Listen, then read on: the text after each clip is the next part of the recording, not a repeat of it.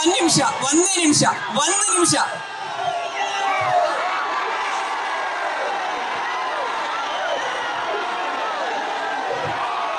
ನಿಮಗೋಸ್ಕರನೇ ಅವರು ಇವತ್ತು ಈ ವೇದಿಕೆಗೆ ಬಂದಿರೋದು. ಅದಕ್ಕಿಂತ ಮುಂಚೆ ಒಂದೆರಡು ವಿಚಾರಗಳಿದೆ, ಮಾತನಾಡಿಸ್ಬಿಡ್ತೀನಿ. ದಯವಿಟ್ಟು ಅವ್ರ ಮಾತಿಗೋಸ್ಕರ ನೀವೆಲ್ಲರೂ ಕಾಯ್ತಾ ಇದ್ದೀರಾ ಅಂತ ಗೊತ್ತು. ದಯವಿಟ್ಟು ಸರ್,